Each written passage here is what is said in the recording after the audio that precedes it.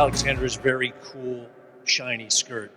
I'm one of those men that's attracted by shiny things. So, my son is a colonel in the Space Force, and he runs all the GPS satellites in the world. And I've instructed him to have those satellites disable all of your phones for the next 4.5 minutes. So if you touch them, they will begin to smoke and smell.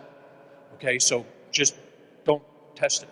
And then in honor of him, I'm wearing the new Space Force socks, which are out. Space Force doesn't have a headquarters yet, but someone has designed socks for them. So if you want to check them out, stop by our booth and I'll see if I can scam you a pair. Healthcare, it's huge, and it's moving towards telehealth.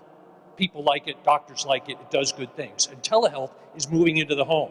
And the graphs at the bottom show how telehealth is going up and to the right.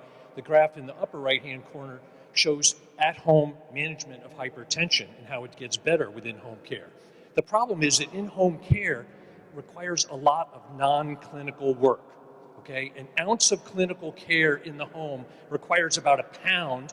The technical term is other shit, okay? It's hardware, software, monitoring technologies, it's communications, it's patient services, it's shipping, inventory, refurb, and 1,000 other things. And healthcare providers are not good at this. They hate doing it. They're not staffed for it. They're not built for it. The solution is to outsource all that non-clinical crap to someone like BlueStar. And that allows providers to do what they do best, which is to take care of people. On the left is a provider. On the right is a patient at home. In between is all that other stuff that has to happen to connect that doctor with his or her patient.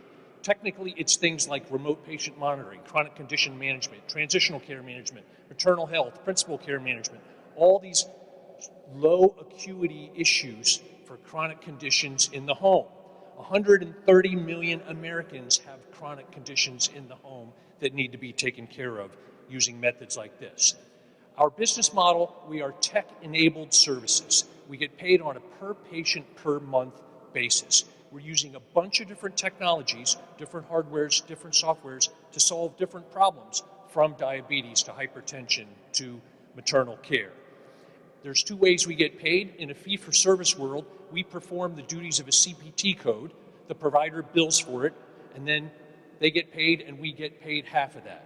In a value-based world, we perform a service and then the provider or the payer saves more money than they pay us.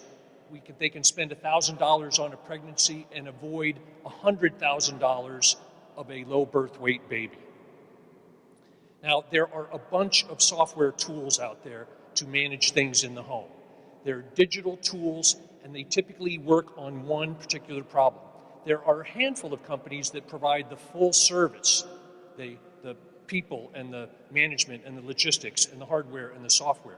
BlueStar is the only company that we've run into that A, is full service, and B, is tech agnostic, which means we can attack several different problems using different technologies, not just one.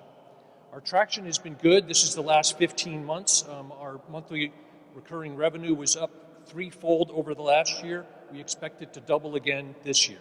And more important, our clinical efficacy shows that we're reducing blood pressure, resulting in a 30% reduction in the risk of stroke and heart attacks. We plan to triple again this year and to double the year after that, and to be a $20 million company which is capable of acquisition by a major healthcare provider. This is our very good-looking team, which somehow got skewed by the PowerPoint. We're a veteran organization. I'm a retired two-star admiral. We're owned by 44 admirals and generals from all the different services. The people down in the lower right-hand corner is our advisory board, which is 15 generals and admirals from all the different services. Our ask is $1 million in convertible debt as a bridge to a $5 million A round later this year. We've raised half of that, so we're looking for the second $500,000 to help us out. Our existing investors include folks like Ziegler out of Chicago, Treehouse Private Equity, a bunch of family offices, as well as 78 veterans. So appreciate your time, and please stop by the booth, particularly if you want to see the cool new Space Force socks.